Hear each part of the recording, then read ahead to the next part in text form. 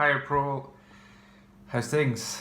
Thanks for reaching out to me, um, and apologies for getting back to you a little later than I would have liked. But as I told you before, I have been out and about a fair bit, for the last few days. The Irish country, the Irish economy is reopening slowly, so people are starting to, go out in the streets a bit more. And for the first time ever since March, I got to go to Dublin last night for a few hours, and I cannot tell you. And this is to kind of maybe, in some ways, illustrate what I was talking about in my original video. But oh my God, like I felt so good when I came back, and today I still feel like energized. I feel like it did me a lot of good to just go out and like experience something different than this, perpetually repeating pattern of days and days are the same, locked in the same place. So anyway, that's just for the anecdote. You raised some really interesting points in your video, and I will try to discuss them to the best of my ability. I think that you focused your queries on the two dimensions of the mystic and the dimension of the counselor. But I think that if we wanted to take like a really, really bird's eye view level, sort of take on your video, an important question that I think you asked is, what makes me happy? And this is more important. The question, what makes you happy, is more important than how can I develop my charisma. Because the fact of the matter is, it is not for everyone to want to be a charismatic figure. Some people find their peace, find their balance in just being who they are, and they're not very charismatic people, and that's okay, A charismatic person is not a better person. A charismatic person is not a morally more impeccable person than a person who's not charismatic. What is true, I think, or at least it could be claimed that this is true, is that someone who has the potential to be more charismatic and who can employ this charisma for the sake of, let's say, helping others in whatever fashion, then you could perhaps say that this person could be even more morally respectable if they did work on their charisma. But that's not the case for everybody. It's really the case of those who think that if they worked on their charisma and their self-confidence, that would bring positive change in their life. And I really want to emphasize this point, because usually charisma comes with a certain responsibility. If we're talking about the charisma that I defined in my previous video, where you draw people to you, because if you draw people to you, well, these people are going to in some way expect you to be a certain way. So there is a kind of responsibility, there's a kind of pressure to be consistent. So this idea of charisma clashes to some extent with the idea of wanting to be absolutely true to yourself and let yourself be carried along by your moods, regardless of what people think. Because your sense of responsibility will kind of come into conflict with that. Responsibility and authenticity are not always very easy notions to reconcile. And it's something to really take into account, because I could totally picture someone. Let's take the paradigmatic example, the INFP. Imagine that someone who's like very INFP, more than you. No, I'm kidding. I don't think you're INFP. You already know that. But imagine someone who's a very FI oriented person, and their individuality matters to them so much, and not just their individuality, but their individual expression matters. So expressing their individuality, manifesting their individuality. Well, these people might well think, well, fair enough, maybe I could try to work on my charisma, but that's not for me. It's not what I want really, and it's not even where I have the best added value as a person. The idea of added value, I don't like the economic side of it. It's almost a bit dehumanizing, but it's a very good way of capturing the fact that you're born a certain person, and you're born and you evolve across life with a spectrum of potentialities. And so you could imagine there's 20 different domains where you could improve, you could develop, but there are domains where you could develop a lot and you can become really excellent at. It's probably more advisable to focus on those. So for example, like I'm sure I could learn to be a helicopter pilot. I could, I'm an able guy. I don't have very good SE in some ways. I guess it's inferior, but I could. But why would I do that? It's not going to be conducive to my self-fulfillment, and it's not going to be conducive to my happiness deriving from this self-fulfillment. So again, it really depends.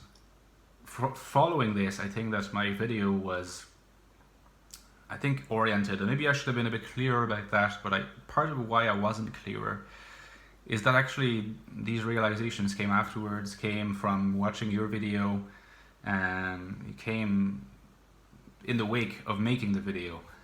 That often happens, it's just how humans are. But yeah, maybe I could have made it clearer at the time that the video was especially oriented toward people who think that they could derive a lot of benefit from exploiting that potential because they have high potentiality. In some part of themselves, they feel that way. So this could be you, for example, or this could not be you.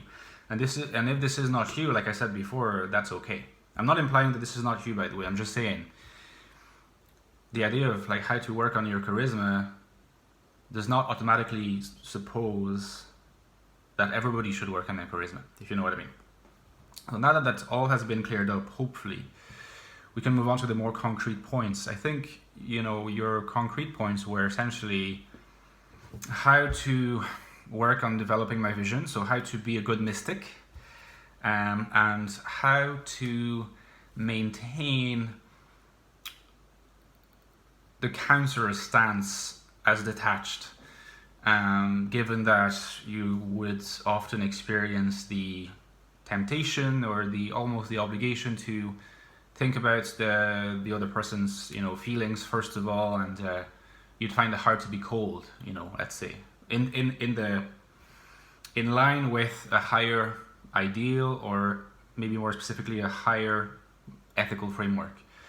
Because it is true that that if you have this higher ethical framework and you relate to it very intimately, this helps to maintain the distance, because you can sort of stay with the framework and not give in and give yourself entirely, emotionally speaking, to the other person. So I think these two topics are fundamental. They're also connected because, in a sense, they are linked to confidence. It's not quite the same kind of confidence, but it's still linked. The mystic's confidence is confidence in their vision, which is internal and subjective, comes from themselves. The counselor's confidence in their moral framework is not subjective, it's objective. Unlike for the INFP, where it is objective, whereas the vision is, for the INFP, the ethical framework is subjective, but the vision is objective because of any extroverted function. And what's really interesting for the INFJ is that they have a vision which is it's not identical with the ethical framework that they embody for themselves. One of the difficulties with the INFJ is that the ethical conviction, the ethical commitment, if you want it to be consistent and if you want it to not give in to the slightly more compelling, but also I think slightly more superficial FE drive to land immediate emotional support to the person without taking into account the long term. If you want to help someone in the long term, you can't just pat them on the back, be on their side. In that way, you kind of make yourself feel better, but you don't necessarily help them in the long term. By adopting a more truthful, maybe cold perspective. And I'm telling you, I know this is hard. This is hard because although I try to practice it as much as possible, and I think these days, maybe also because I'm in a good mindset at the moment, I succeed most of the time, I think. That doesn't mean that sometimes I don't falter, or, you know, maybe, no need to be too harsh on ourselves. Falter is maybe harsh, but, you know, I don't just tell people what they want to hear, because again, we're very good at reading that.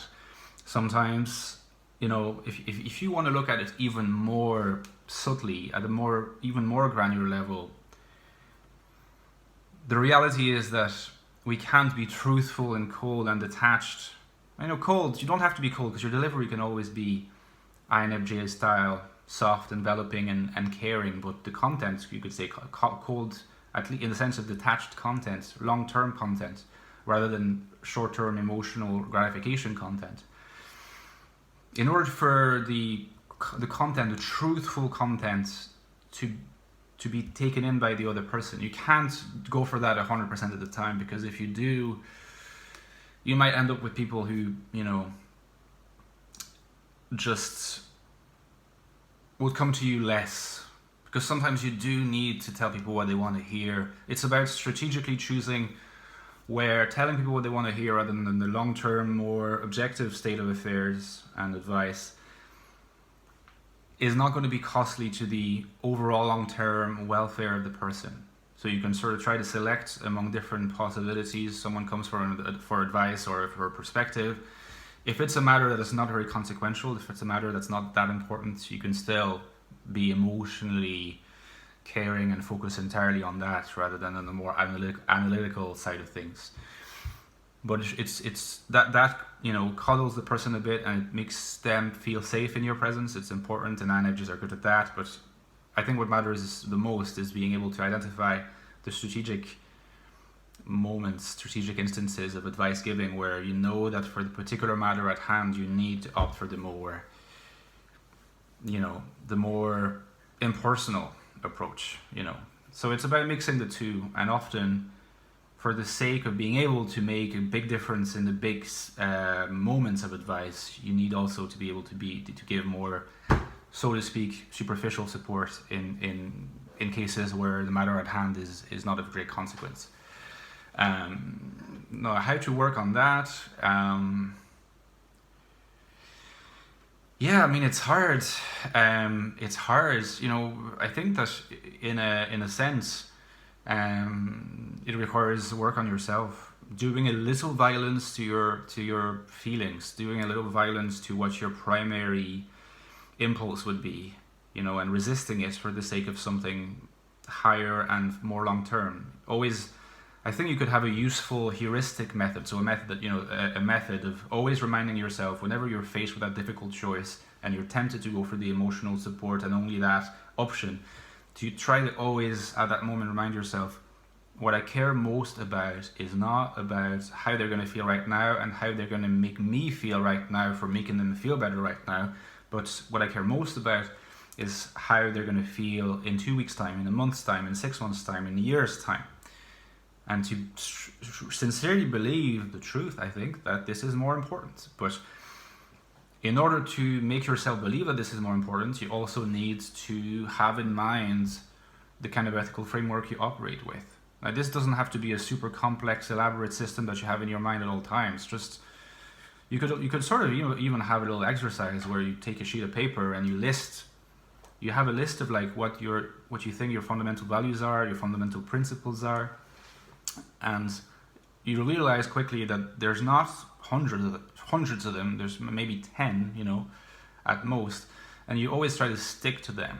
You stick to them, and what you realize is that these principles don't depend on each individual single person. They're higher than that, so they apply across people. But since they apply across people, they're going to be slightly impersonal toward each individual person. It's a logical consequence. So maybe you could start with that, you know, like to try to draw a list of what you think is most aligned with your moral convictions, and try to stick to that. Try to stick to that, and for the cost of not getting the satisfaction of a person in the moment being thankful to you and being grateful to you for calming their immediate emotional state, which is short term and not as useful as the long term, as a compensation, you could have a more ethical satisfaction of having contributed to the longer term.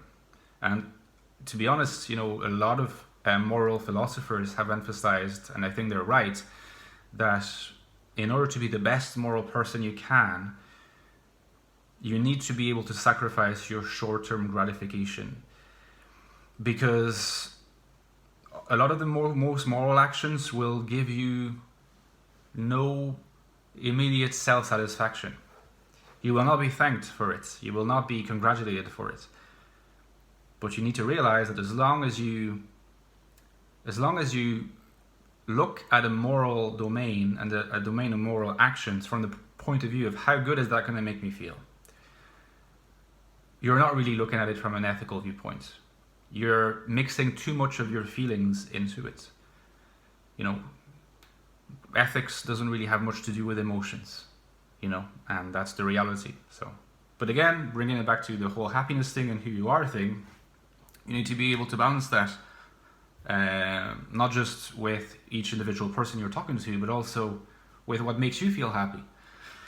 I think it is essential to most people's happiness that sometimes they be able to just express positive emotion with people, and it doesn't get into this long-term ethical thing, which is serious and constantly a source of concern.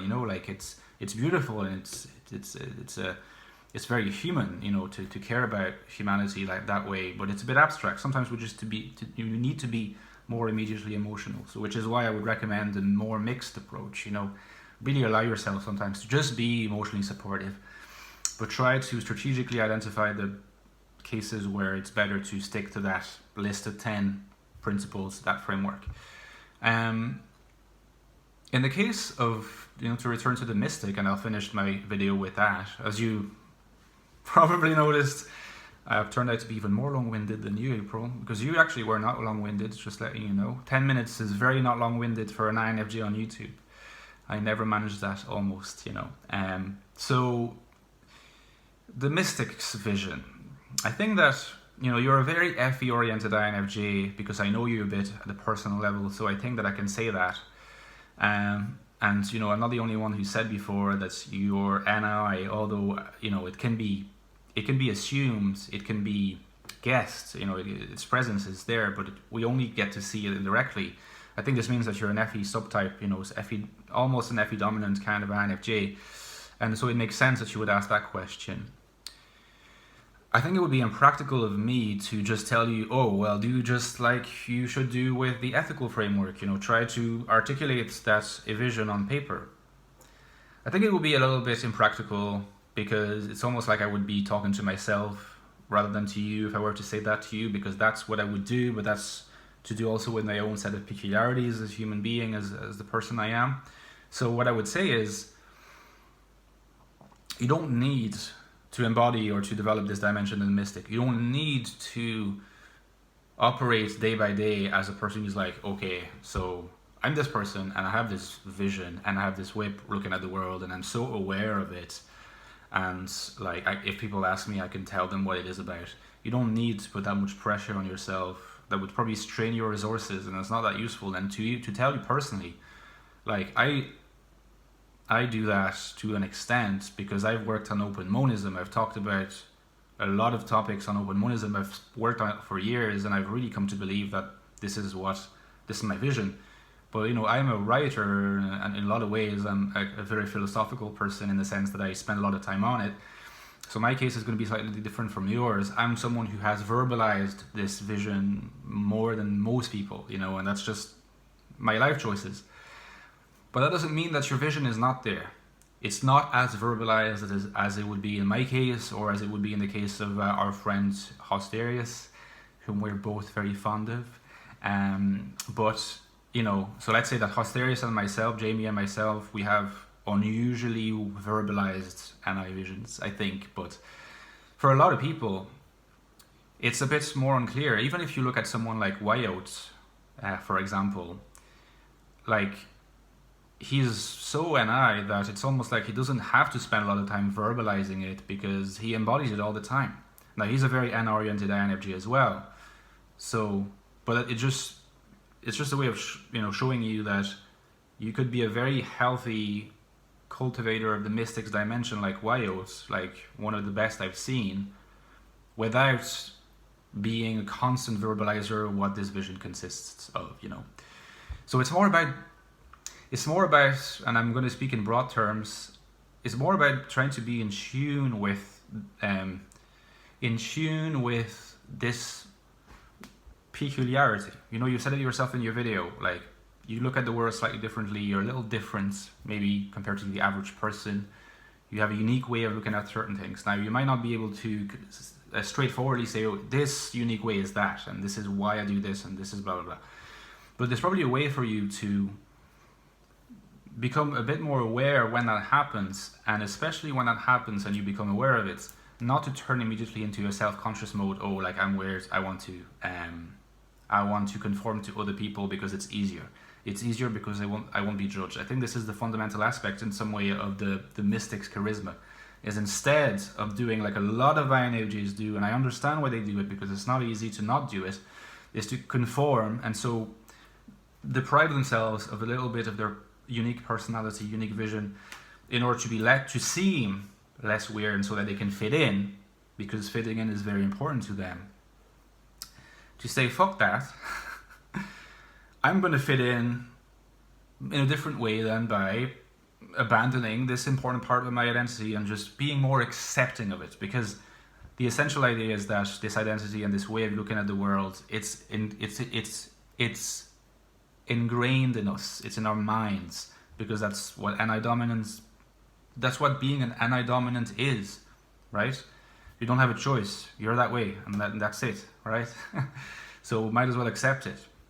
Now, the two choices which relate to NI and FE, especially for high FE INFJ users, is that you can either embrace the unique NI-ness, or you can sort of, it's there and it will always guide your choices, but you can sort of like push it aside a little bit so that you can be agreeable, be, someone who easily blends with the group.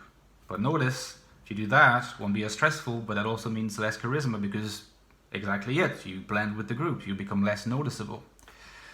So it's really about, being, I'd say almost being proud of, of who you are, and proud in a healthy way of the fact that, Jesus Christ, like, we're rare and we can bring really interesting perspectives that people don't see.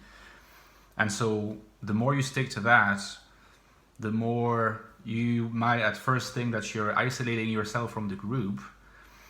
But first of all, you notice that the good friends will still be there.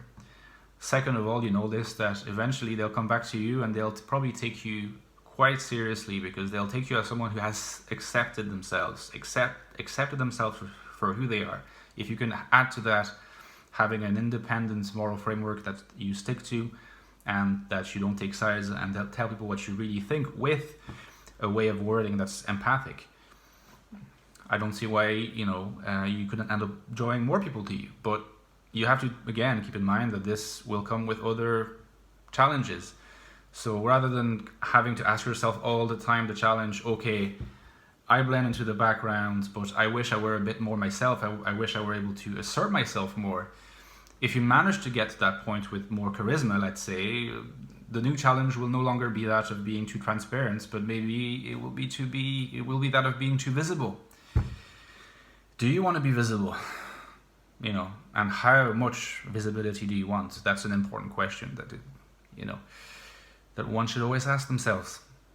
Anyway, so my video is now pretty much 2.5 times the length of yours, but I think you really helped me also to put into words some further reflections I've been having since I published the video, so I think that's proved to be very useful.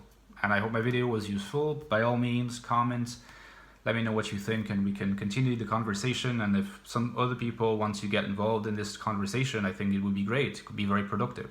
So let's see what happens. Ciao!